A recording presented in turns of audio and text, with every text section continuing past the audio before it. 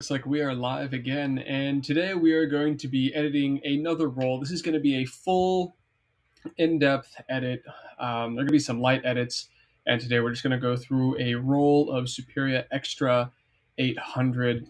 Now, half of this roll is, well, about a third of it is in France, specifically a city called Ronty.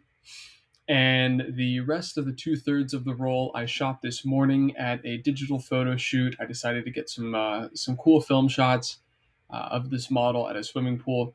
So we're going to go over those as well. If this is your first time watching my videos, welcome to my channel. My name is Brandon Gorey, and for everyone else who knows me and has seen the work I've put out before, welcome back. All right, let's get this started. We've got the Dirty Dozen playing in the background. I don't know if you can hear it. You probably can't. One of my favorite movies. Let's dive in. So we are going to start with this cathedral. Now, I haven't made any edits yet. I haven't done any raw edits. This is straight from the scanner, and I can already tell, good fucking God, look at these colors. Look at just the grays. Look how Fuji just does away with the afternoon sun. You know, hardly any color there. I love it. Accentuation on the blues in the windows. It's just amazing. Immediately gorgeous. So first things first, let's put our shadows in order. We don't want to see those blown out grainy shadows. In fact, they make us all upset.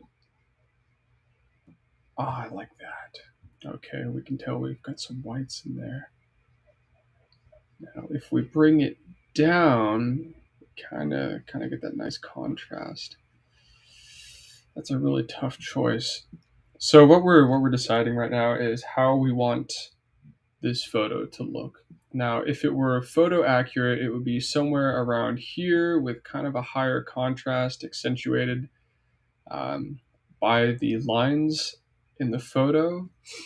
But at the same time, we also have to understand that, you know, like a third of the image on the bottom end is literally just black.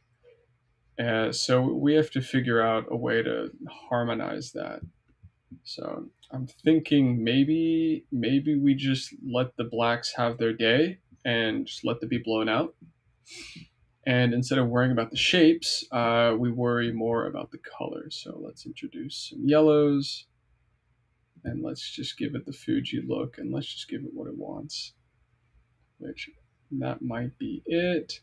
Kind of take the yellows out in the mid-range, mid to highlights, kind of let them sit in the shadows for a bit, and kind of just let it be Fuji, you know. So I'm not angry at that. You know, it's one of those things where really it is just like the eye of the beholder. I firmly believe in cropping my photos, like firmly believe. So let me see if this fucking thing ratio.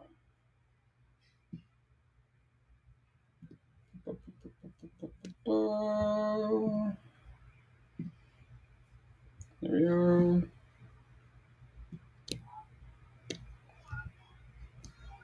Yeah, I firmly believe in cropping my photos. So I'm looking at this and I'm thinking, you know what? Maybe a crop can't even fix it. I kind of just like it like that. So I think I'm just going to keep it like that, to be quite honest. I'm not really worried about the blues. There's not so much you can do with this image, right? So that if that's how it started, like, you know, you almost don't even want to throw an S curve on there. Like, let's bring this curve back into the situation here. Like, okay, say you take that curve off. Like, you don't even want to throw an S curve. Like, maybe you just want to darken it and kind of just really bring out where the sun was hitting and let the little bits of detail in the shadows come out.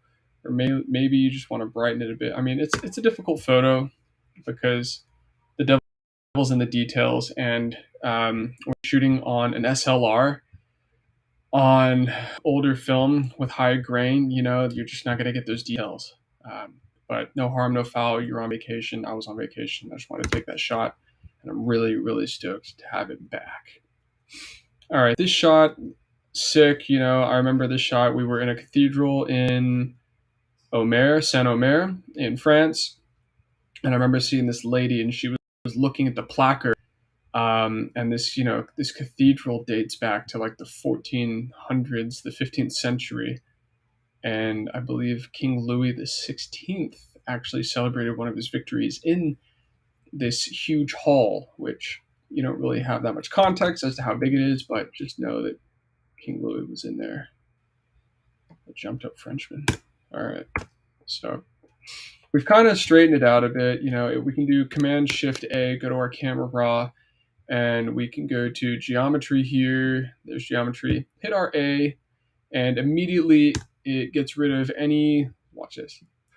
It gets rid of any sort of distortions. So obviously I'm aiming upwards with the camera, and we're going to have a little bit of distortion, a little bit of pinching towards the top, because as I'm aiming up, that's just the way the barrel distorts, especially on a 35mm lens. It's kind of just what happens. So we hit that automatic geometric adjustment, and it creates our straight lines again and gives us an accurate depiction of what it would look like. It's a shame our cameras just can't take those. All right, let's see immediately. What do I want to do? I want to see what the true latitude of this photo is. And to be honest, I kind of like that. Like, excuse my French, but fuck the graininess. It's, I'll eat that graininess. That's fine. That's totally fine. It's because I like just how light the woman is in contrast to the graininess, with reference to what's framing her. I think that's kind of flattering the way it is right now. Bring up the yellows. Maybe not so much. Again, we're really playing in the gray area here, so any adjustments I make on this curve layer is going to pretty much adjust the whole image, because there's not that much dynamic range. It is a 35mm negative after all. Yeah, so we'll do that, and then maybe, it's rough. It really is rough. It's like, it's like I'm not going to print this out. It's not going anywhere crazy. It's not going on my website, that's for sure. This might just go on my personal Instagram. So for that reason, I think this is a beautiful shot. I'm glad we got it leveled out the way we did. In terms of the curves layer, it's photos like these. You have to treat them like a disfigured child in Sparta. You kind of just, you do what you can, and then they go down the hole, I'm afraid. I kind of even like, just like that. If I could snap my fingers and get rid of that noise, and just kind of, it's such a difficult dynamic working with low resolution, and low amounts of data is really stressful. If you're someone who has a cropped sensor camera, a DX Nikon, or just any sort of cropped sensor, when you switch to full frame, you'll understand what I mean, and that, like, when you have a lot more data to work with and a lot more room and a bigger sensor, it just collects data, and you notice that tweaks on your curves layer won't make nearly as much change, and it's fantastic. Or in the film world, when you switch to medium format and you do high quality scans, or even TIFF scans at home, holy shit, it is just so much better to work with. All right, we're immediately diving in. We're taking and making our curves layer. This is the ferry going across the British Channel into France. So we're going to bring our shadows in. It was a sun high in the sky situation. It was 4 p.m., but because you're closer to the Arctic Circle, that 4 p.m. is really more like an American 2 p.m., especially closer to the equator. So sun's high in the sky near enough, and we're still going to get some harshest shadows and some harsh light. Now I'm bringing this curve to the midpoint right here. That's really what I'm doing. And obviously that might be a bit too much. As you can tell right here, we're kind of running out of our whites. So instead of moving it there, I'm going to move it to this point up here. It's always better to be safe than sorry. And as you can tell, it looks a lot more balanced. And now that I've got that point there, I'm going to move my black point down. That doesn't really work. It takes you out of the scene. It makes the lines more present than the image in its entirety. So You know, if you're ever wondering why people take Portra and they overexpose it and then just fucking blast everything, they do that so that every shade or every color is like more or less close to each other in the gray point so that you can see the image as a whole and your eyes don't get pulled every which way. It's just a little hack. It's honestly, it's just human nature. So it's like the more I expand and like the more I do this, right? Suddenly like it's less aggressive on your eyes and you can kind of take in the whole image instead of trying to delineate fucking lines and brightness everywhere. It attacks your eyes. There's no context to the situation. Depth isn't as important because really it's just a two-dimensional shape at that point. So we get rid of that and we replace it with this. And then suddenly add in our some colors, some saturations, and suddenly we are bitching. See, that looks lovely. But this isn't Portrait 400. See, Portrait 400 can handle this manipulation a little bit better because it's a finer grain. But because this is a Superia, which is a lower quality film, and it's an 800, we are suffering casualties in the grain department. No matter, the image in and of itself and how good it takes with this style of editing more than compensates for our little oopsie in the corner there. Now, just to be anatomically correct, I just want to Control Shift A, go to geometry, hit our automatic balance just because I want our lines right here and our lines right here to be lined up more or less. So there we go. That's more like it. I just did the vertical application, so that will be more than good. Beautiful. I love it. And you know what? I'm going to be a bad boy, and just because I'm going to reapply some of that contrast after adding in the saturation to see if I can really just find that balancing point between overexposed and harsh contrasted lines. And I think I've found it.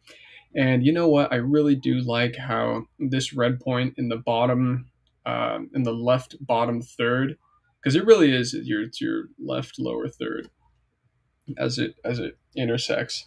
I really like how that's drawing the attention. Not only is it a bright red, it's in the bottom lower thirds, but it draws your attention, and then you've got this leading line diagonaling across the screen into your your next big thing, and that's got like a leading line going across pointing to the background. And it's harsh, it's a little bit it's a little bit crude, but it is a leading line nevertheless, and I like it. I think it looks good. It's kind of a balanced shot, so really happy with that one. And then let's just do a quick, so fun fact, if you work on a Mac, if you bring your brightness all the way up and then you hit you lower the brightness by 5 points, that's kind of like how you want to edit. So I was editing in my brightest setting, and so my photos are probably going to be a little bit dark, all things considered. And so when I go to post on social media, they're going to be naturally dark because everyone has their phones dimmed because we are all indoors most of the time. All right, let's move on to our next image here. Ooh, love it.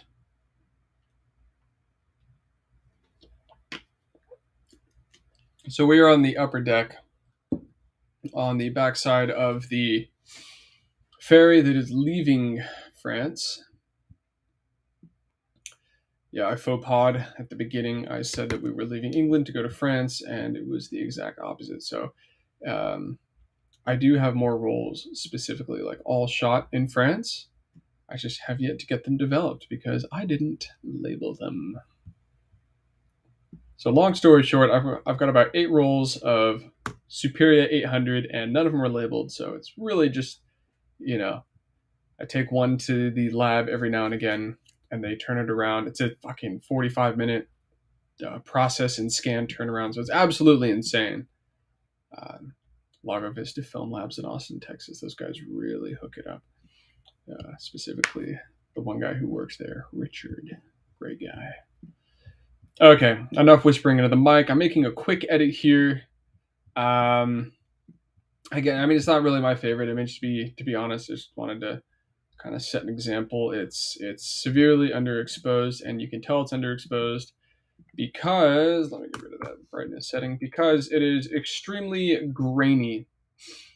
Now, the more underexposed something is, the more grains you're going to have in the midtones to the highlights. So it's like, I've got water here and I've got the sky right here, which is well into my midtones and partially into my highlights, obviously, like easy, easy, easy. And there's already grain. So this is a severely underexposed image. I don't think I metered for it. I think I followed the Sunny 16 rule and got cocky, and I was just like, oh, there's white, reflecting all over the place. I should probably go f22 and fucking 1/500th, right? Because if my ISO is 800, I was probably at 1/1000th, to be honest, because I was so sick of getting overexposed images on food that I did that, and so we overcompensated. So what do we do with these images? We get rid of them. Sorry, we didn't make the cut. Look at it. Look how much better this looks compared to that last one. I don't even mind the yellows and the greens, like kind of just baked into it. It's a seashore town. Looks great. Oh, here's a specimen. All right, so we've got my brother eating breakfast in the bathroom. What you don't know is that he was actually taking product photos in the bathroom and was taking a break with the full English. He's not actually on the toilet. As you can see, the cover is on. Yeah, I don't really know how to reconcile this situation. The fact of the matter is, he's eating breakfast on the loo, but it is a very clean loo. So what are you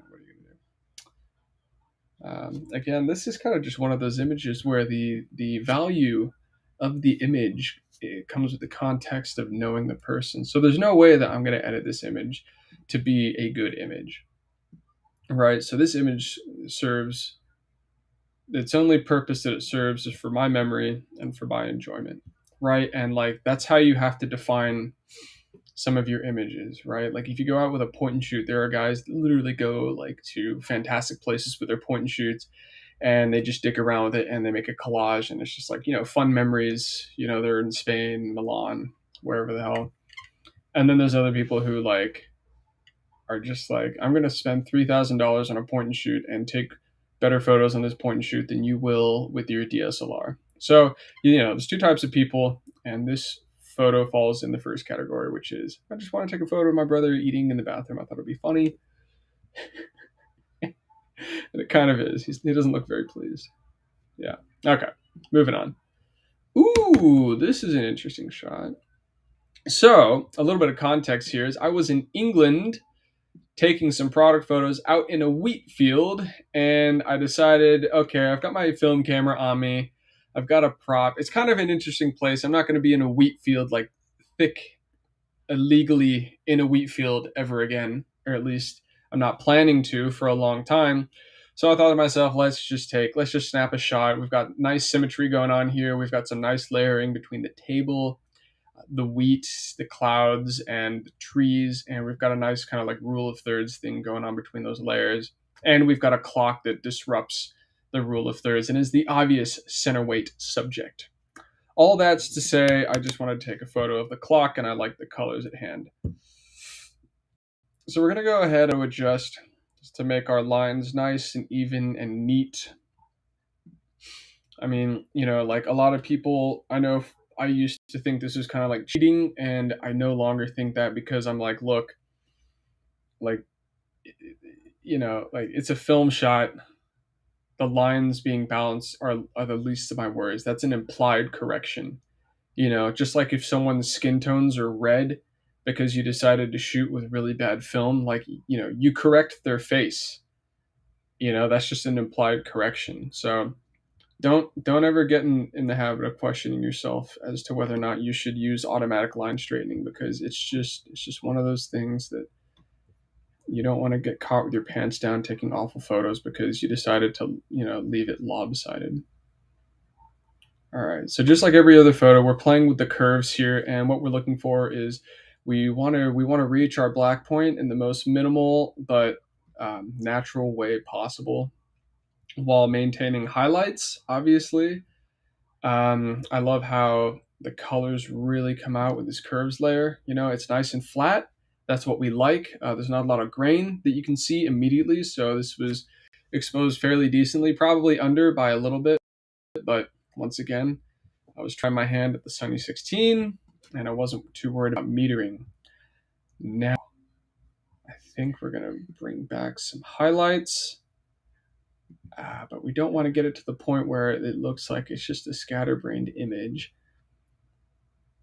So I like that. I really, really, really do like that. Okay. Now let's play with our colors. Do we want to bring... Ooh, that could be a vibe. That could be a vibe. Okay, so what we're doing is we're introducing yellow into our shadows, our mids and shadows here, ever so slowly, ever so gently. But we do have some yellows creeping into the sky, so we're just going to quickly kind of just guesstimate and keep the yellows out of the sky. And we want to do that without introducing blues into our green trees here, which it looks like it's inevitable because welcome to film photography. So I like that shot. So overall, it's looking a little bit green here, so we're just gonna do this. Just gonna bring in some reds a little bit, kind of beef up and reintroduce reds to the shadows, because with wheat, I have discovered that in the shadows of wheat, yellow turns to a dark orangish red. So that's just a fun little thing with colors. Now, what I'm looking for is I'm looking for the balancing point between the wheat and the clock, because the clock's got a lot more red in it than the wheat. The wheat's got a lot more yellow, which the green's going to affect more. So if I can slowly drag this around and make sure that I'm leaving room, like color room between the clock and the wheat, I think we're doing a good job. Okay, so let's just preview off, preview on. We've added a nice amount of color. I'm going to get cocky real quick here and just see if we can exact our desires with the red, and I'd say that we can kind of balance it a little bit. Let's see. I'd say we're doing a good job. So, you know, if we go to our window here, we go to workspace and we go to photography, it'll show us our histogram, and our histogram is more or less balanced. Colors aside, we've got light on all ranges, and we know that the whites are clipping here because that's the sky, that's the cloudy sky, and we know that we've got a minimal amount of blacks, mostly stemming from the shadow underneath the clock here, but that's something we're willing to have. Overall, I think this is a nice photo. I like the way it turned out. It's rustic, it's calm, it's appealing, and it reminds me of my English roots. All right, moving on to the next photo. That's right. Oh my goodness, look who it is. It is me. Wow, that is fresh. One day after the bleaching. I know exactly where this is. This is at the grungy, grody bathroom of a Bridge North antique shop. If any of you guys live in England and you've got relatives who are into antiques, or you've watched any antique shows on British telly, you've probably seen this place, as is it's quite world renowned. So immediately I'm going into the curves here. Immediately I want to bring out and see what kind of latitude and detail we're working with in the shadows and the brightness, and kind of how we can tweak this photo.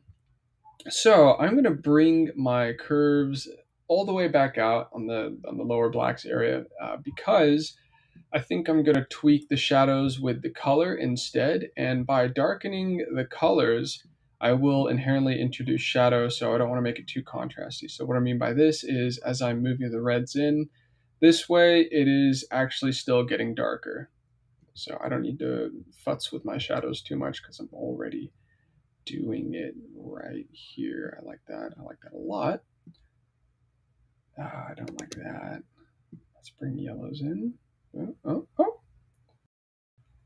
Ooh, God, I might just keep pushing that. Yeah, and then let's bring the blues to right about there. Again, I'm not going for the natural look here. I'm going for a proper look. Okay, that's not it. That's not it either. It's close. This is, I don't mind going chaotic in this one. I really don't mind. Ooh. Oh yeah. I like the red and the green, you know? So this is one of those moments where you really just gotta like how chaotic do I want to go? Ooh, you do this and suddenly the mirror is more affected than the actual surrounding wall. So I'm gonna zoom out here just so I can like see looking at. And wow, I like that. I like that a lot. And after all those adjustments and a lot of dragging into the shadows, we're just gonna bring our lights up a little bit like that. Ooh, I love that. That is such a sick image. Do I want to crop it? Maybe. I really need to figure out this crop. This is really driving me nuts. I put in crop constraints a little while ago for another video, and it ended up fucking me. All right, for now, I'm just going to leave it like that. I will crop it in another time. Oh my gosh, we've got another one. Okay, here I'm just going to do a quick little thing because I think these were shot at the same setting. So I'm just going to duplicate layers real quick to that image. This next one, wow, already, it looks like, whoops, that's my trash can. What are we doing here? What are we doing? Everything's going haywire.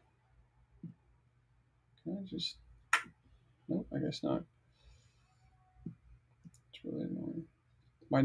My dock is protruding. Anyways, back to the video.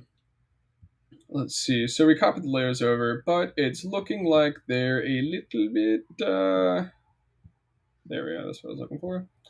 Looks like it was a little bit harsh. I'm going to bring this slider out. I'm going to bring the shadows back out. I'm going to bring the lights down a bit, kind of like there. It's kind of sick. I'm also recognizing that it's not going to be the same exact edit as this photo, but close enough. All right, let's duplicate that layer. Let's Control-Shift-A. Apply some restraint. Ooh, and there she is. I love it. I love it. I love it. I love it. Taking myself entirely too seriously, but who doesn't? All right, let's go. All right, here we are. So these shots, that's probably really bright behind you. So these shots I actually took this morning, and it doesn't look like it from this first image, but this is a signed model. Her name is Landry, and she is with, I believe it's Dragonfly Agency. Well, long story short, she was an absolute joy to shoot. I caught her off guard here. I really don't know if she'll want this image. She probably won't, but I think it's hilarious. Yeah. Look, caught a little bit off guard here. A little bit deer in the headlights. I think she was. This is at the end of our shoot, so we're both kind of like pooped and kind of deciding what to do with the day. So first and foremost, let's go Control-Shift-A. Didn't do a whole lot. What if we did that? Okay, nothing's changing. That's fine. Okay, so immediately, what do you see? All right, we've shot Fuji in the morning. It's near enough like partly cloudy, broad daylight. We've got skin tones. And of course, if you have shot Fuji or if you've done a decent amount of photography in your life, you should be recognizing that Fuji is accentuating the greens and the reds in this image. So she is a fairly pale woman, and it is making her skin reddish pink. As well as that, the wall behind her was in shadow, and it's not necessarily green, but Fuji is casting a green color on everything that is not her, as well as that table. Even the ground. That was a brownish wood plank. So it's green now. So keep that in mind. So after we've done our curves layer, that's kind of how we want to do our curves. Whoopsies. Whoops, meant to grab this one. Now you have to ask yourself, what do I want out of this image? Do I want to make it color correct and color accurate? Or do I want to kind of go with a grade and alter the color? I'm glad you asked. So for me, I personally, I have a really tough time with greens. I want them gone, kind of just like that. And then we'll make them a little bit yellow. So, ooh. See, that's kind of nice. It's kind of neutral. I think actually I overdid it. So, bring it down. No, let's bring it down to 20. We'll give the greens some room to breathe. We don't want to completely get rid of them so that it's just clipping yellow. We just simply want to tone them down and give the other colors a little bit of room to breathe. That's kind of what we're doing here. So it's like if I want to reintroduce yellow or introduce yellow into the shadows or reintroduce it, it's kind of a warmer tone. Bring my blues up to make sure that the yellow isn't bleeding into the midtones as much. And then let's say I start bringing some reds into the shadows. Suddenly it's a little bit more balanced, right? So kind of like that. And then we'll go here and we'll actually do a light grade. We're going to apply our image. We're going to go merged, multiplied, and we're going to invert it. And we're going to do that one more time. So basically, I'm masking my color palette or my color balance to look like that. So the black areas, it's not going to affect as much as the white areas. So basically what that means is if I'm doing this, it's not really affecting the whites or the skins. It's affecting mids to shadows. So I'm going to get rid of that. And midtones here. And I really want to add that like that warm look, kind of go with like that 70s like hippie thing. God, our skin is so white. Ooh, there we go. That's the lovely thing about films. You can kind of just do that. And yeah. Oh, kind of lost our bandwidth there. All right, we're going to go back. We're going to do that. We're going to boost our saturation here because I don't really want to add any more like conflicting color layers. I'm kind of just going to juice it all the way up. I'm going to go back down here real quick where it's the least compressed because it's one of our earlier layers. I'm going to re-edit this. So this is kind of just like what I have in mind for when I'm doing order of operations is instead of just piling layers on top of each other, make adjustments to your earlier layers and they will echo down the chamber a lot better. At least that's what it is in theory. Let's make our reds a little bit more orange there. Sick. So bring our vibrance down, maybe move it back up. Oh, I like that. Or, see, that's a little bit more natural, right? That's when we kind of like brought it back to reality. And that's when we included our grade. Kind of like the grade. It's just nice, you know. It's kind of just like a warm kind of feeling. It's nostalgic, if you will. Okay, I think I've spent entirely too much time on this image. I just kind of like his first image. We're kind of getting our grade down. We're kind of getting the feel for the photo. Of course, we had much better lighting, so our dynamic range in the photo is much nicer, which gives us bandwidth to play around with decent grades. Moving on. Oh yeah. Oh yeah. Fuck. Come on. Oh my gosh, this is absolutely killing me. Original ratio. What if I don't want a crop preset? This is driving me up the fucking wall. 5:7 clear. Fuck yeah. Fuck yes. Go fuck yourself. Sorry. I'm being vile. I'm being absolutely vile. I've just been dealing with that crop thing for so long. Okay. That's nice. That's nice. We're going to bring it in. We're going to be mindful of our 2/3. We kind of want to leave a little bit of space above the head. Otherwise, watch when you don't do that, it kind of gets a little bit claustrophobic and you lose a sense of what the image actually is. All right, so we're going to make our second layer. Absolutely brilliant. You look at our histogram, all the data is right smack dab in the middle. That is exactly what you want. We are primed and ready for a nice curve. I was going to throw that guy on there. Nice, nice, nice, nice, nice, nice, nice. Ooh, yep, yep. You can see how the color just starts coming out. That's the difference with digital and film is when you start bringing the brightness down. Color, like you're squeezing color out. In digital, you're just making it darker. In film, the color appears, and that's what's absolutely just magical about film. So, too much color. All right, maybe we stretch that all the way out. No, no, that is such a nice little balancing point. Okay. All right. Now you can see how there's an ambient green surrounding her, and then she is like an ambient red. It is no secret. Everyone can see it. Nobody likes it. Fuck you. So what do? We make everything yellow. No, I'm joking. What do? We're going to do what we did the last one. We're going to bring down our greens.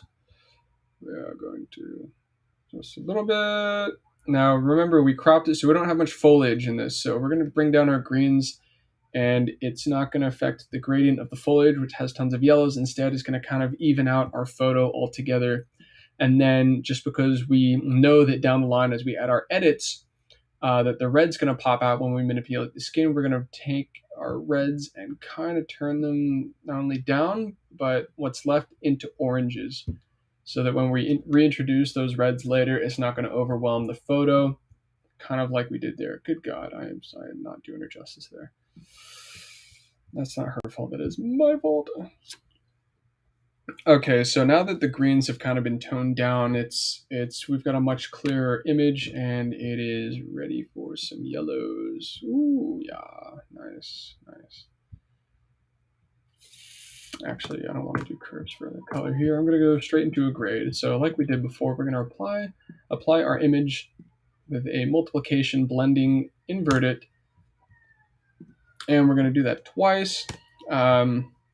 If you were specific and you wanted a more intense kind of masking and a more like surgical one, what you could do is you could do Control Option Shift E like this, and then you'd use this layer to define it, or you'd get what you do is you'd Option apply a higher contrast to that layer, and then you could base your mask off of this specific layer, which would have a much more clearly defined mask. However, because I know that this isn't the highest resolution image that I'm editing, I don't need that sort of precision. Rather, we're just going for a general grade here, and we're going to let colors speak in their own way. We're not going to order them around so much.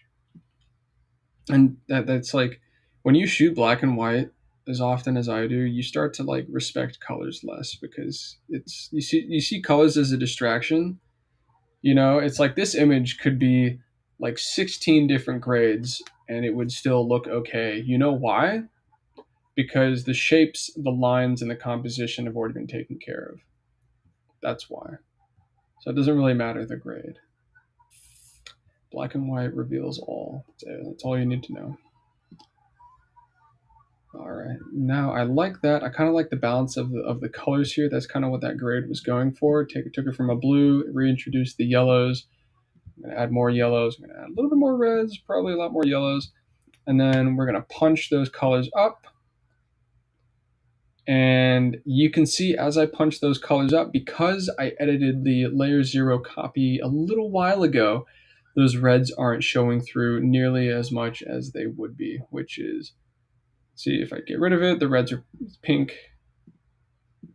Look at her face, look at her lips. It's coming through much redder. But because I got rid of those reds and turned them orange early in the day, we're kind of getting a nice, more even keel kind of thing here. Now, normally when I shoot film, I don't really do too much like retouching on the face. What I will do, just for the sake of like it's a small thing, whoops, that's not showing up. I will just quickly hit those guys, hit there, and kind of just clean this area up. But if you guys were interested in doing a quick kind of thing, you can do Command Shift N. That gives you your layer. You can do light. Just do right there. Go to soft light. Fill with soft light. You go here. You hit your brush tool, which is B. You set your flow to 3, and you hit D, which changes your foreground and background color to black and white. You hit X to go white. Now, if you wanted to quickly kind of like blend the skin, you see how it's getting darker here, and it's a bit like kind of like adds distraction. What you can do is you can use your white and paint in on that new layer you created and kind of just blend the skin a bit. See, look at that. Let's just quickly just like that. Ooh, so let's do on and off. When you turn it off, look at that. There's kind of like a texture there, you know, like it's just, you know, we're all human beings. We all have our lines different places. But then, you know, it's just a very quick just way to just define the shape. You guys might be saying stuff about the bags and the eyes. Personally, I don't see that as a problem. I think that's fucking, you know, we've got the light catching in our eyes as well. It's, you know, it's pretty balanced shot in that regard. So one thing, I'm just going to throw a quick curve on top of the vibrance, and really like just a quick little S curve to kind of like bring it out. Maybe not as quick as I thought it was going to be, but let's compare this to the last photo. Yeah, we're kind of similar in grade. Last photo is a little bit more green because we've got the dynamic range and the dynamic hues of the trees and the sunlight hitting the wall, which was in fact yellow because it was early morning. All right, I like this grade.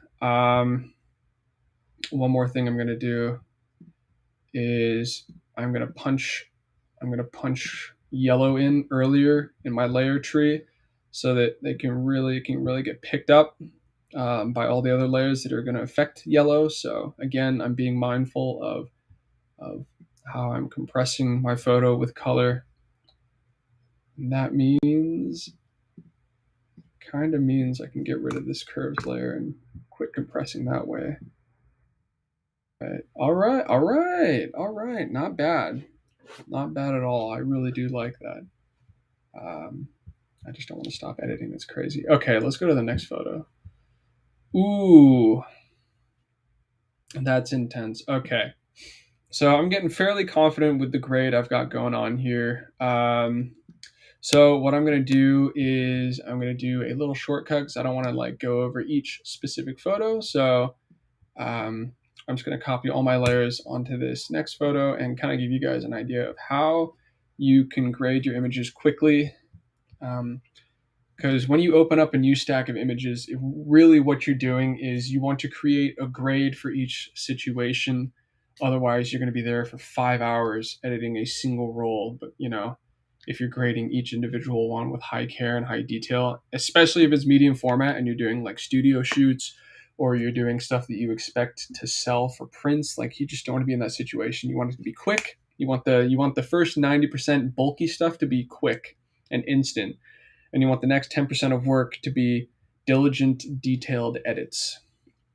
All right, so here's my quick and bulky. I'm going to quickly change the mask here so I can get our settings correct for this color balance. So we're just going to color the mask in. We're going to apply this new image. Remember, invert it. And we're going to do it one more time so it's just a little bit more contrasty and punchy. And there we are. One thing that's different with this image as opposed to our last image is look at her lips and look at the shadows. In the shadows, the fall off into the reds is not nearly as severe. It kind of falls off into a pink look, which I don't mind. It beats the hell out of the stark reddish look. You go to this image, and what do we got? It's falling off into more of a red, more of a like a darker red, and then the lips are more of a pinkish red. So what we're going to do here is we're going to go back and fix this as one of our first layers of correction so that all of our colors can build off of this correction. So let's bring our reds. That's right. Kind of looking at her lips here because I don't want them to just melt into the skin colors or the hair colors. I kind of want them to retain a little bit of a little bit of their color. So there you can see she's kind of red all around with green behind her. Ooh. And there we've kind of brought it down a bit. And then another thing I forgot to do is take out the greens a little bit. And then let's just bring down those yellows. All right, sick. Okay, so we took down the greens. That's this raw image. So let's go over the layers one by one. We've got our curves layer here, and obviously your curves layer is not going to be the same for every image because we've got different shapes going on, and we've got different ideas. Ooh, I like that. Just that little subtle bump, and suddenly her skin's got a little bit more dynamic range going on, which is nice. And we're still retaining the whites and like the reflections of the nose, the bridge of the nose, and the knuckles and such. So loving that. Let's bring the color curves in. I know it's a yellow, so let's just torch those yellows on in there. I like that. Let's get rid of that middle point so we can let the yellows kind of flow in the mid as well. Kind of reintroducing the green, but in more of a yellowish kind of take. Color balance, boom. Keeping it warm, vibrance. Let's punch it on through. Amen. Look at that. Now this is a little bit more punchy than our other shots, but honestly, I'm kind of here for it now.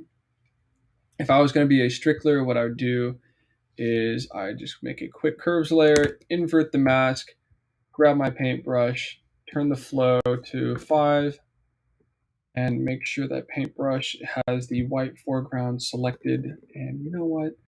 This is just fun to do. Like this is just, you want to up your portrait game real quick on film. Because film is so flat and the grain makes an image flat, you can fake dynamic range by quickly painting shadows in where the shadows are in the photo. Just quick little things. I'm only at 5% right now. 5% flow. But I just want to create some shape because, this whole photo is about shape. She's creating 2 triangles with her arms. Her hair is flowing down. One ginormous shape, She doesn't have any eyes to distract us from the shape of her head, so let's just make the shape of her head stick out, So I'm just quickly painting in the shadows, adding some depth. It's crude, but it works in terms of like psychologically altering the approach of the mind to this photo, right? All right, let's do a quick recap. Just gonna add some more right there.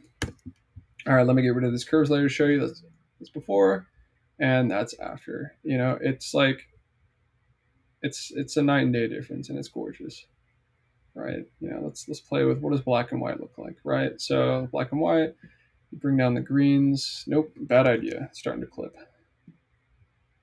Let's just put on a fucking. That's sick as hell. That is so sick. If I were doing album art or like more abstract stuff or like composite stuff where I'd be putting layers and layers and layers on, that would be sick. Just want to see what the black and white look like. Okay, so there we are. I love that. That's just peaceful. It's nice. It's unaggressive. It's it stands its ground, and it's just true to form. I love it. The grade doesn't look too bad either. All right. Ooh, here we go. Different locale. So immediately I'm looking at this and I'm going, okay, the lines are off, everything's diagonal, we're tilted a bit. So let's go duplicate our layer, Control Shift A. Let's go into the raw filter editor. For those of you using Lightroom, you would say this is just like Lightroom, and I would say actually no, these sliders have a better algorithm than the Lightroom sliders, which is why I don't use Lightroom, because they're always images. In my personal opinion, I just don't think Lightroom's conducive to editing great photos. I think Photoshop really gives you an idea of how to build and make your image. But that's just me. I learned on a 2007 version of Photoshop that I downloaded from a CD, from a disc. And let me tell you, that is rudimentary. If you can learn how to edit photos on that, you can use anything. All right, so I'm going to that.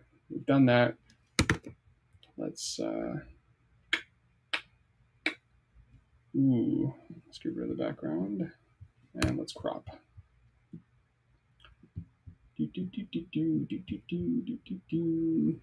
Damn, this is a harsh looking crop. Okay, let's bring it down, and we're almost there. Bring that in. We want to bring that in, and okay, not the most high quality image. Okay, not gonna lie, not the most high quality image. Okay, but we're gonna do our best. Let's bring those shadows in.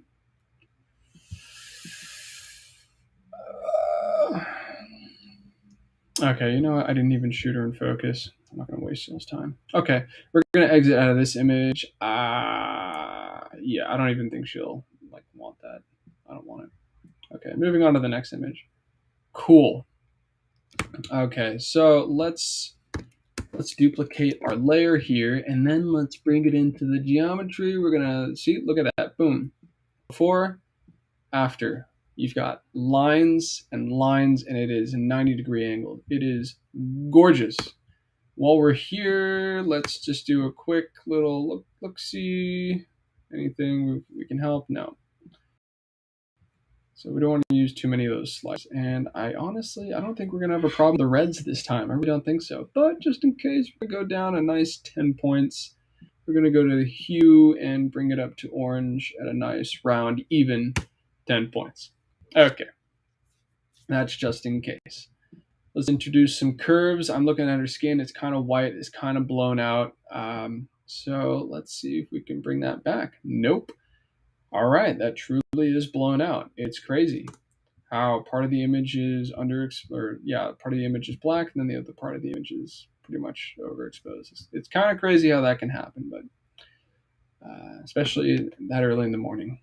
Really, it just goes to show you really want to like meter for what you're shooting. So I should have metered for her cheek and that gradient on her skin, but I did not. I metered the scene, and it did me dirty. It's always a learning curve, but there we go. We're going to introduce some yellows. We're going to bring the blues back in the highlights, because when the yellows start interfering with the highlights, that's when it no longer is a grade, it becomes a filter. And we don't want that. So we're going to accept that kind of stuff. We're going to get rid of this negative space, and we're going to kind of bring it back to reality and make her the subject. Cutting off her. Yeah. You know what? Take it from me. You know, like sometimes you look at an image and you try to crop it every which way, and you find yourself trying to salvage an image that just isn't salvageable. Okay, so it's like, this is decent. We're cutting off her hands, you know, and the kind of like leading lines are to the hands from the face going down into our bottom lower thirds here. And there's nowhere to go. So I'll be the first to admit it. I don't like this photo. I don't think it serves any purpose whatsoever. Do better next time, Brandon. Sick. All right. Ooh, see, this is a little more fun. It's engaging. We're probably overexposed again, but you can tell we've got a little bit of wind kind of blowing her hair out like Daisy Dukes. It's the 70s somewhere. So let's see what we got. Let's bring in those curves. Kind of just like that, you know. I can tell that her skin's overblown once again. But we are going to have to make the most of it. Yeah, see, I'm going to want my highlights to go lower, but yeah, it's overblown. So what we have to do is we have to make sure that the shadows go to the highlights in a reasonable manner. So if you do this, it goes from black to white across a very, short gradient, and that's unrealistic. So think of skin tones and think of everything in terms of gradients. You want it to be a nice, even, reasonable gradient. So, might even just overexpose this entire image. That might be the move, and then we can hide that gradient by making it all just, yeah. Again, this is a stylistic choice to hide an error in the basics, right? It's what we do all the time as photographers. We don't tell anyone. So I'm gonna throw on a fucking gnarly just. Oh yeah, sun kissed. Yeah, I'm done with this image. Sorry. See you later. That's kind of nice. That's kind of nice, kind of basic, kind of nice. You know, the shot I got on digital was a lot more developed, so to speak. So let's go to our geometry. Let's just quickly fix that. Booyah. All right, that's nice. That actually looks nicer. Let's bring her into the equation. Okay, let's leave a nice space between the sunglasses and the top edge. And now we've got more of a balanced thing, right? So we're bringing her eyes into the upper third zone, which is nice because we've got the bottom end of her bikini top as the lower thirds, and it's kind of just like a natural horizon. And then we've got the eyes up here as the top thirds, and it's kind of like segmented. And then what's going on with her eyes? What's level with her eyes? Near enough, it's the crease in her elbows. So you kind of like you just look at these things and you go like, all right, fair enough. You know, you have to identify what your image is before you edit it. Like, what are you accentuating? What are your strengths in the image, right? So, okay, strengths. This is blown out in the chest. Okay, that's what we know. We don't have much latitude to go much higher, right? So let's just bring it as far down as we can, while the gradient in her skin still looks natural. Okay, that's not looking so bad. Yeah, it's so quick. It's so quick. So let's bring the brightness up. No. Brightness down. Yes. Actually, that looks kind of nice. It's kind of underexposing it, but like it looks a lot more balanced there. So let's see if we can compensate and redirect the lighting issue with some colors. So we're going to introduce some yellows into the shadows, and we're going to force the issue all the way into the midtones. We're going to make sure that the highlights stay a nice clean blue. Kind of bring the yellows back out. Okay, nice. I like that. Let's go to our greens. Let's bring those up to par, so we can kind of get like a kind of a skin tone, but we also want those yellows to remain intact because I think the yellow and the pink and her bikini top go really well. Now let's just see what we're working with here. I don't know. I think it's kind of fun. What's troubling is that Fuji is inherently like, at least the 800 is a low saturation film. It doesn't have that bandwidth, you know. It's clean. The whites are clean. They don't put a lot of filter over the whites, and they let the whites run deep and true into the mids. And what I mean by that is there's not a lot of color shading, unless it's in the pinks and yellowish green areas. Everything else is like, just let it be. It's very interesting. It's its own universe of film. So I kind of like the way that is. I'm going to quickly check and see if I can limit our view here to kind of, because I like what's going on between the glasses and the face. I love that relationship. So I'm going to see if I can crop it with making it weird. That's really what I'm going for here. You see how the richness in color is all concentrated into this one area. Everywhere else it kind of sucks. So maybe it's meant to be a landscape right here, and we can get away with it because we still got reasonable, interesting shape in this area. We just want to make sure we can leverage it. Personally, for some reason, I just think the posture with the arms in the air and the look on the face, it's just kind of unfortunate. It's distrusting. It's a look of distrust with the posture. I don't know. Interesting. The more I look at it, the more I want to reassess how I take photos. Okay. Well, actually, I kind of like that. As I'm sitting with that, I kind of just like the yellow we've introduced. All right, moving on. I must be boring you guys to death. I'm literally on the verge of having a photographic existential crisis right now. But we're not gonna do that. All right, so there we are. We've hit our automatic geometry adjustments. There we are. We're gonna get rid of this real quick so we can see what we're cropping. Calf muscles and posture. All right, let's see. This is going to be a long image inherently. This right here, this side sliver is going to get annoying, but I can't crop that without making the image too thin. So what do? We cheat. That's right. We're going to grab the clone stamp tool. My nose flares. It's allergies. Okay, we're grabbing the clone stamp. Ooh, we might have fucked up here. We're gonna have to go closer to the line. All right, let's see. See, look at that. Look at that. Not bad, huh? Not bad. We're gonna have to clean up a little bit, but that's not bad. So for those of you who don't know the clone stamp tool, it literally saves bacon. It saves bacon. It saves lives. All right, we're going back down. Just to okay. So we're gonna go here. We go there. Look at that. Look at that. That's just beautiful. And then we're just gonna like the eye's not gonna notice this, so we kind of just want to like, hey, that was too steep. Okay, let's follow that line.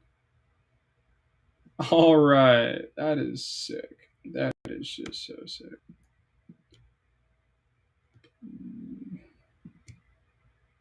Oops, oopsies. Yeah, there we go. All right, if anyone wants to pay any real attention to this, they can go fuck themselves. But apart from that, this is looking pretty good. So let's introduce our first S-curve right here. I'm going to bring the highlights down and kind of like just see if we can get that skin tone a little bit more balanced. All right, I'm loving it. She is out of focus, but she's still, there's still a nice composition with this leading line leading to her hands, which are holding something, and which then obviously direct you to her face. And then her face is observing something out of frame with more negative space in front of her eyesight. So that's nice. And then there's, obviously like the legs are, engaged. So like all in all, it's just one of those images where, it's not like a super crazy great image, but because it's, a half decent, like just nice organic composition, you can work with it, right? The colors aren't bad. She's looking fantastic. It's shot on an SLR with not the greatest lens. So all the lacking detail that we're missing and wanting from this image, you can't necessarily you're not going to put on her whatsoever. I'll tell you that. All right. So I like that. That's just a simple, simple shadow edit, simple shadow grade. We're going to reintroduce the yellows. I'm actually going to get rid of the greens in the early, that first layer. Why? Because they're getting on my nerves. So let's do that. Let's get rid of the aquas as well. Boom. Okay, we got to flatten the image. See, that's what we're working with here. We add our curves. Nice. We add the yellows. Also nice, right? And then let's just warm this up real quick. We're going to use a color balance tool. We're going to invert a merged photo application with a multiplier blending. That's right. We're going to do it one more time. And bring that to the top. There we go. Actually, that's really, really rough. Let's, I don't know how that layer got down there. We're going to do that one more time since it's on top now. And there we go. Okay, so obviously yellows, boom.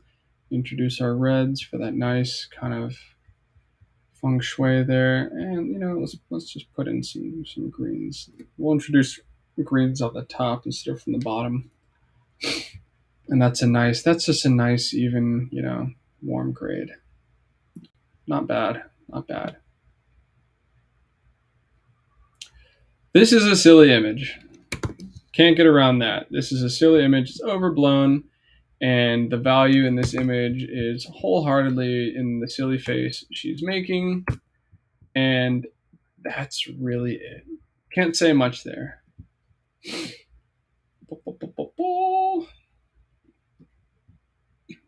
Nothing wrong with that. Nothing wrong with that. I'm going to bring down these just to see. Okay, see what I was looking to do here is I was looking to bring down her back a little bit and kind of bring it into the mid-tone situation. But as you can see, her back is overexposed as fuck. All right. So what I'm going to do is I'm going to delete.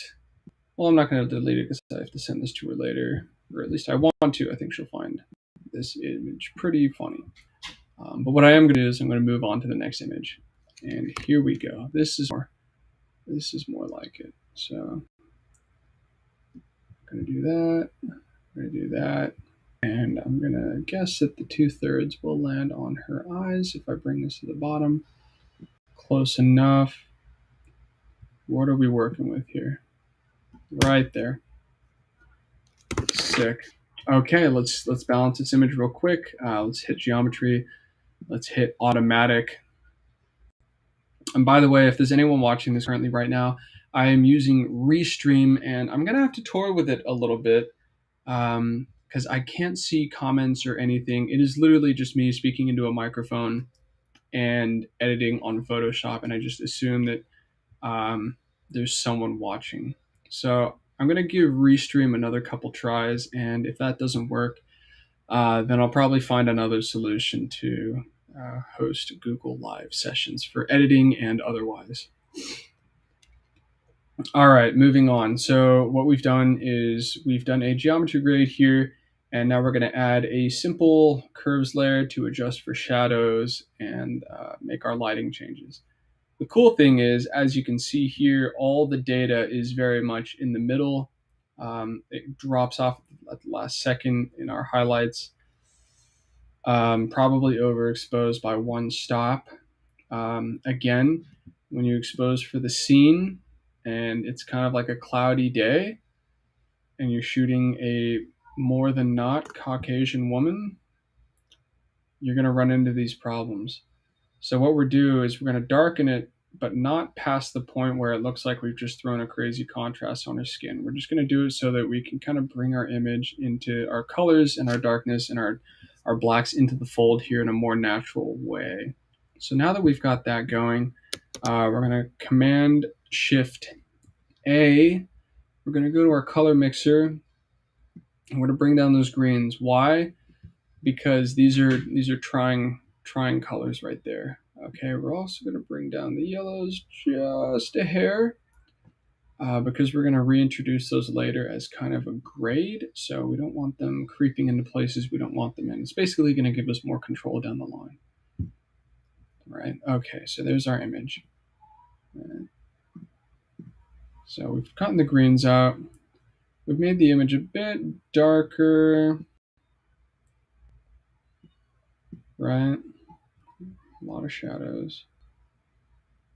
Might want to increase the shadows. I kind of like that. It's a flatter image, but that's okay because I know we're going to bring color into it. So like we did before, we're going to bring our yellows back into the situation in the way that we have a little more control. We're going to bring some reds back into the shadows as well. Not like that. Probably not into the shadows, actually. It's a bit potent. Just going to put an overall, actually, forget I said that. We're going to leave that for now. I like what the yellows have done. The yellows have kind of juiced the color in a nice way.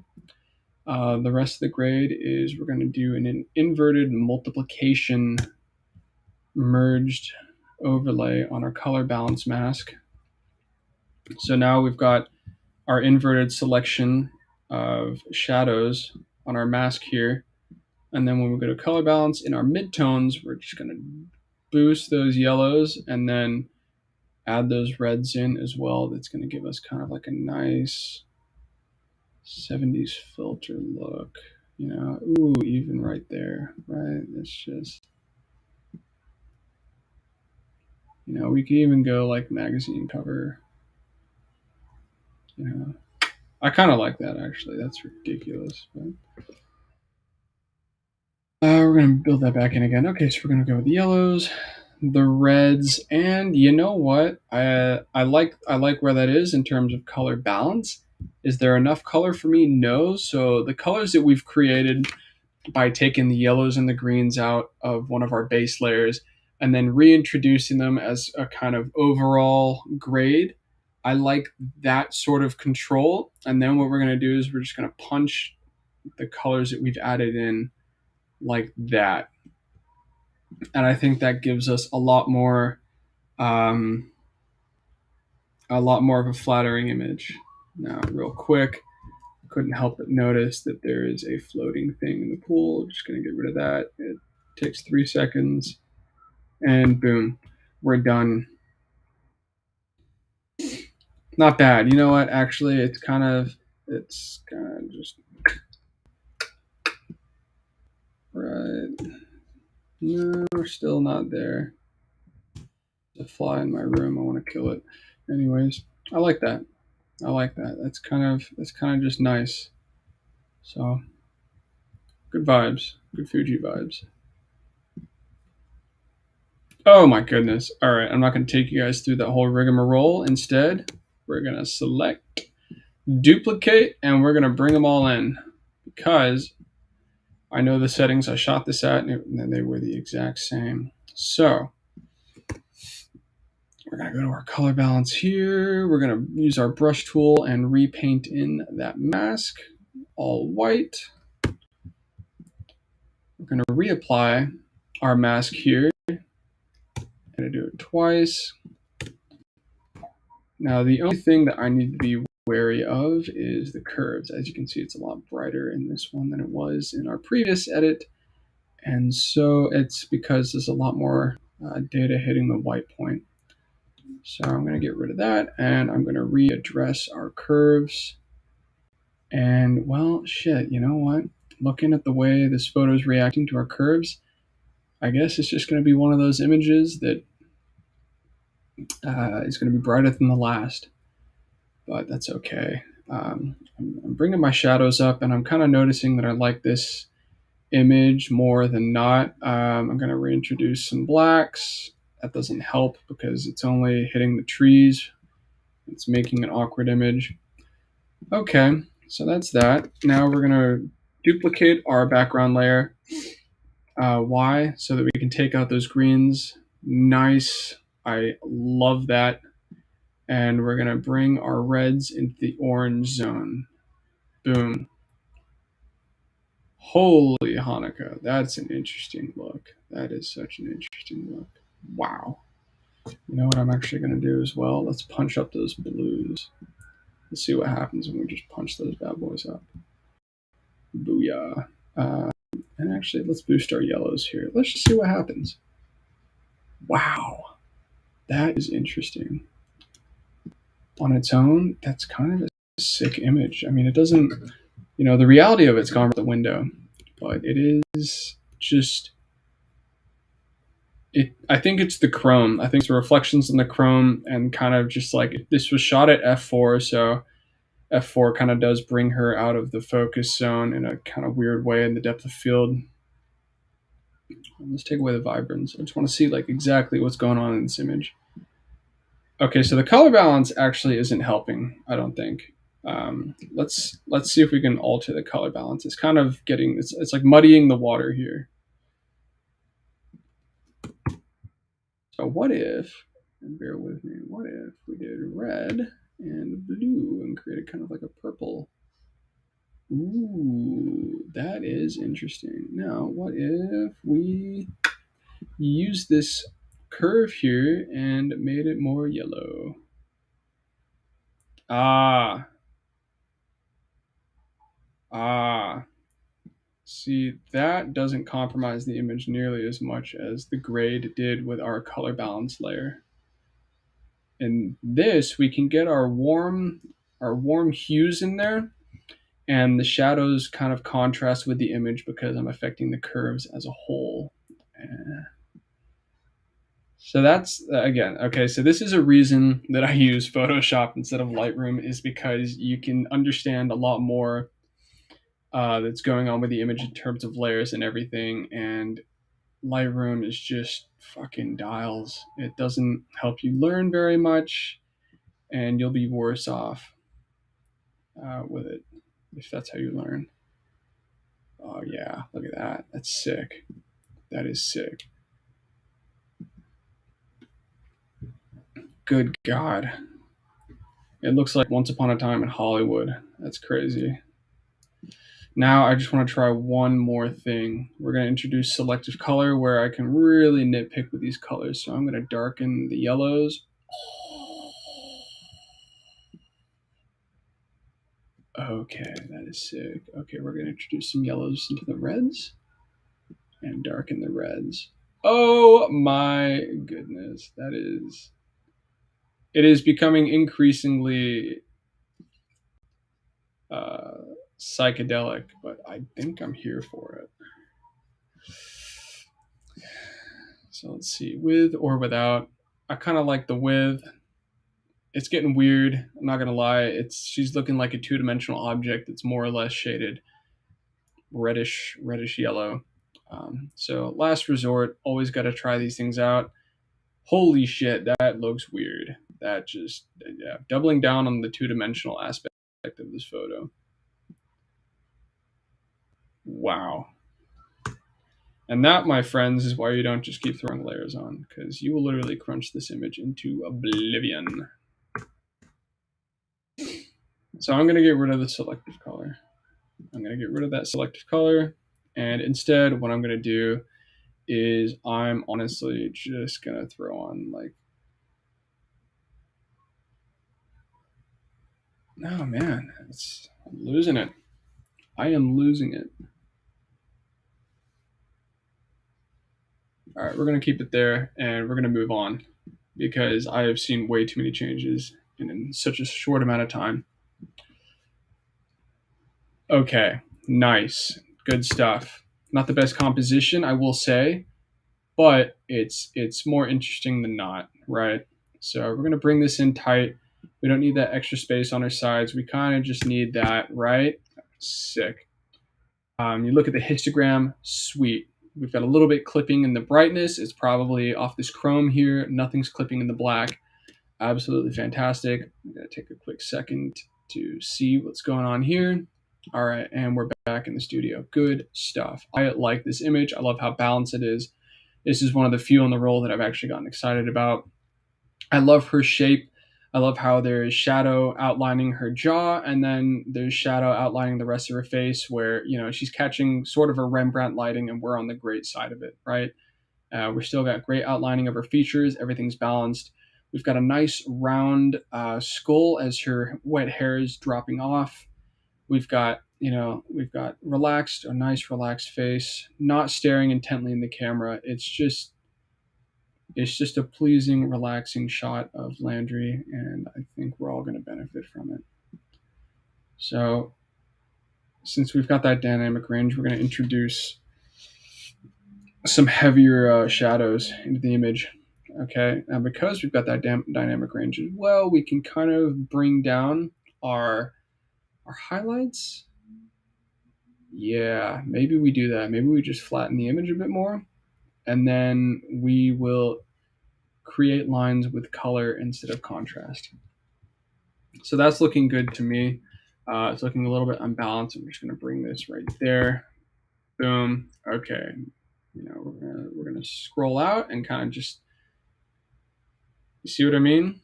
Like when you look out a little bit, you look at the dynamic of the photo. What do we have? We've got a nice diagonal. And how is this diagonal here perpendicular? It is perpendicular to her jaw, right? So we've just got, that's just nice. We've got her arm here creating two triangles, one against the brick and then one against her head. Another arm here creating a triangle. You know, we've got this upper part here to reaffirm and to validate the perpendicularism of the jawline to this brick fence. You know, we've got this perpendicular to this. We've got this shadow here perpendicular to the wall. And then we've got blue. You know, like it's just, you know, we're making sense here. We're making sense. All right, let's bring this back into the fourth right area. Okay, sick. So what have we done? Basically, we flattened the image with our first curves layer. I'm going to follow suit the last files that I did, and we're going to introduce a yellow. We're not going to do it to the point where the image is yellow, and we're not going to do it like too shallow. We're going to do it to the point where it kind of like accentuates the colors and brings them together just a little bit, right? After doing that, what I want to do is I'm going to introduce our grade.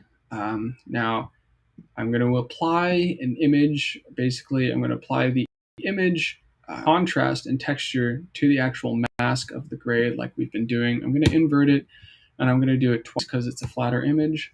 So there we go. And I'm going to introduce yellow. I'm going to introduce more yellow into this image, and then red. But I don't want to introduce red to the point where her skin gets kind of like weird. Actually, I'm not going to lie to you. Because we don't have a lot on here that's like all of our mask is pretty much in the gray area, we're not going to have a lot of data on this color balance whatsoever. So what we're going to do is we're just going to see what we can do. I like the yellows there. All right, that's sick. And then we're going to punch the balance of those colors and see how far we can reasonably bring them to make the image pop. It's nice. Okay, that's pretty. Personally, I think that's pretty, right? And I'm trying to zoom out. Damn, that's a son of a bitch. I kind of just like that. Right? So now I want to go back to my first curves. And I just want to make sure that everything's where I want it to be. So I can bring them down, I can bring them up. And quite frankly, I'm going to do Control Z to make sure I was back at where I'm at. And I think that's a pleasant image. Yeah, that's just pleasant. All right, sick. Moving on to our next photo. Oh my goodness, nice. I wish I caught the sun in her eyes or the skin in her eyes a little bit, but I like this image nonetheless. So we're going to duplicate our base layer. We're going to Command Shift and A it, so we can do some quick geometry grades or changes rather. Does that make sense to you? Okay, I think that makes more sense. All right, we're gonna do this. We're gonna do this. And we're going to do this. Now, I'm going to throw in a curveball here for everyone watching and everyone who will watch this. Oh, look at that sky. We do not want to give away our horizons. We don't want people to know our horizons are fucked up. We don't want people to know we're fucked up. Okay. So, all right, I just cropped out full well knowing that I'm including this little line here. So what do? We clone tool it. Why do we clone tool it? Because we need that extra space to balance our image. Why do we need that extra space to balance your image? Shut the fuck up. Stop asking questions. All right, so immediately here, I'm looking at the shapes and I'm looking at the colors and I'm thinking to myself, the colors aren't what, does this photo justice. And if it is, it's the contrast of blues and reds. There's not a lot of green in this. Rather, what I'm thinking is it's the shapes that make this color or this image really great. So if I'm thinking that, if that's my first inclination, then I tell you what I'm not going to do is worry about the colors. I'm going to make it black and white straight off the bat, right? So there's our flat black and white image. And let's just see what kind of contrast we're bringing into the situation. I like that. Good God, that is sick. That is so sick.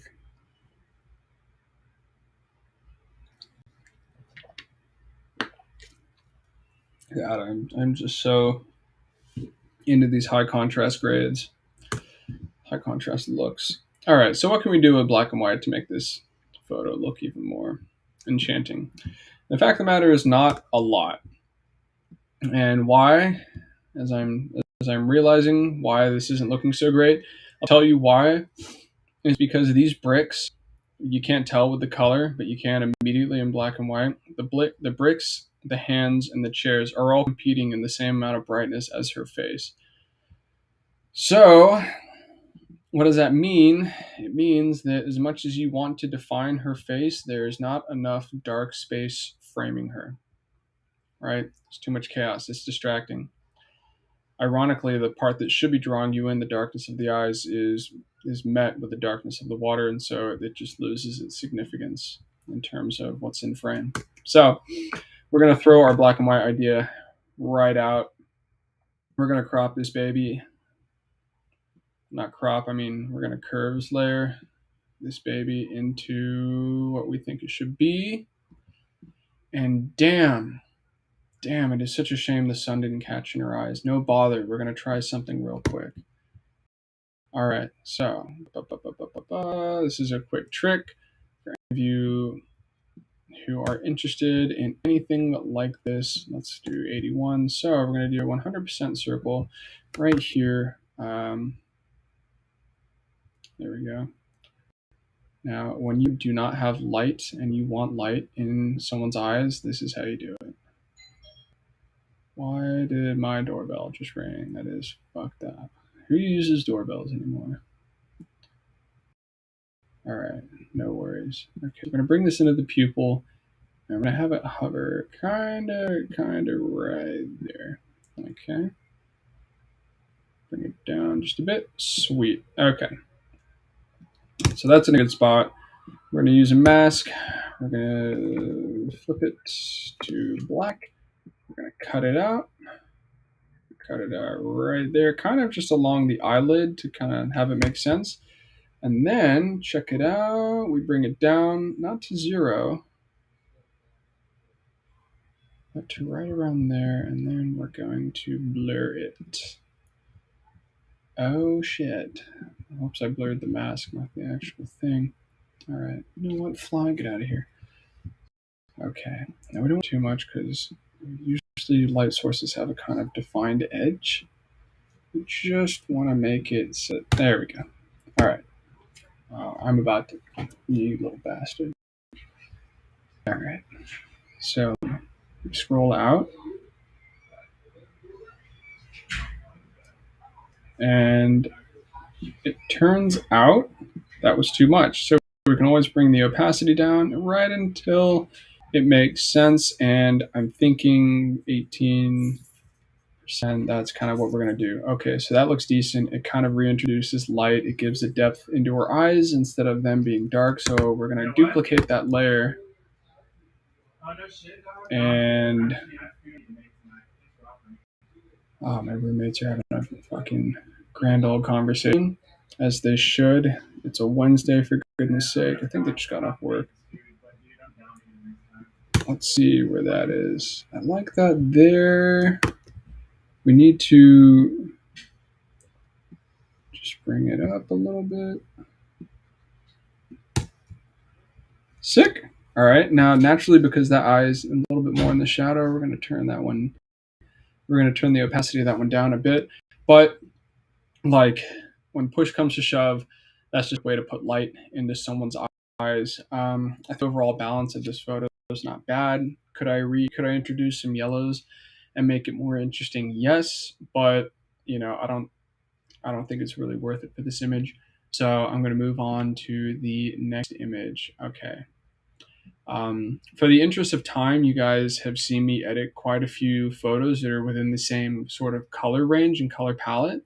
So I'm going to start skipping through some of these photos to kind of hit more interesting ones.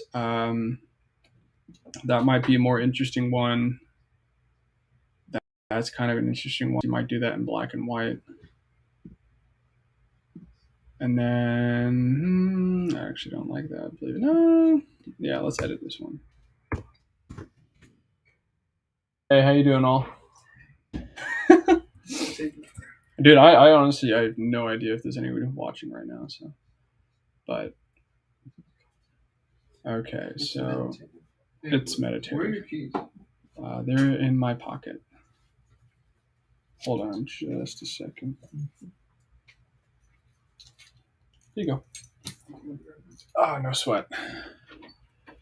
Okay, so like the other photos, this image does have a very similar color palette, but because her person is framed by a darker color than her, I am really confident in this photo that it would be better in black and white. So let's test that theory out. Please, for the love of God, be better in black and white, because I love black and white images. So we're just going to crank. You know what? Let's get rid of that. Wow. Oh, there we go. There, we're hitting our stride. Kinda. Okay, now let's just crunch it just a little bit to see if we can get those whites to come out. Yeah. I tell you what. That's not a bad shot. I like the diagonals. I like how it's a little bit off. That's not a bad shot whatsoever. That's interesting as fuck. Okay, I like that. I'm not going to put that in color. That's staying in black and white for sure. And with black and white, the texture of the droplets on her skin comes out. The texture of her hair comes out. She's got a very clean shape of her face. Everything in her face is nice and clear. Of course, the texture in her mouth is coming out. There's a little bit of a dark line, and I'm going to show you guys how to get rid of that. I don't know if you were here earlier, but I'm going to do the same thing. Command-Shift-N. I'm going to call this lighten. The mode, I'm going to go to soft light. I'm going to fill this with gray. Okay, now my flow, I'm going to set to 3. That's how powerful I want my brush to be. And I'm going to make sure that the white is selected in the foreground. Good fucking stuff, guys. This is awesome. This is how you use your tools every day for everything you need. All right, let's see. We're just going to get rid of this. All we're really doing is we're just painting very light shades of white over the dark parts of her face. And this is just really going to clear up that line. Is this today's shoot? Yeah. So it's really just going to clear up that line and kind of give you a more just, it's almost like retouching, but not, especially in black and white when that's what you're playing with. So I personally really, really, really fucking love this image. So let's see if we can get some others in black and white. This one, definitely not. There's hesitation. It's just not a shot. That one, maybe. Let's check it out. So let's go to our geometry here. Let's fix the geometry. Let's have Oliver not be so loud over there in the other room, if that's possible. And then let's introduce some blacks. Wow, that actually doesn't look too bad. Wow, we love to see it. And now the texture is coming out on the droplets on her chest. Awesome. That is what we like to see. Sweet. And we've got a nice framing with the pool and leading lines to her as a subject. Do we need the chairs in there? Not necessarily. Let's take them out. And wow, suddenly not a bad image. Not a bad image whatsoever. Let's do one more and call it a day. Let's just see. We're looking for lines and we're looking for black and white. This might be it. Let's give it a shot. Let's give it a shot. Okay, we're going to crop. We're going to get rid of this unbalanced side here. Turn it black. And now let's play with our curves layer. And we're going to let that shadow on her face be mysterious. Ooh. There we go. That is moody. That is really moody. Okay, let's bring it in just a bit.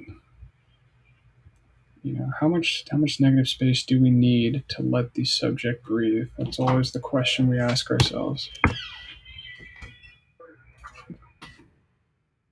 The answer might be more than not. How does that look when we zoom out? Okay, we definitely want that depth over here. We want that darkness.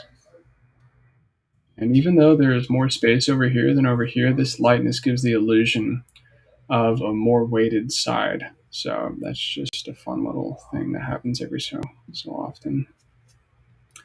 Okay, so personally, I think I really like this image where it is. If anything, I'm going to artificially or crunch the highlights a bit for the sake of just absolutely fucking this image, just to balance it a little bit more. It's a rough image.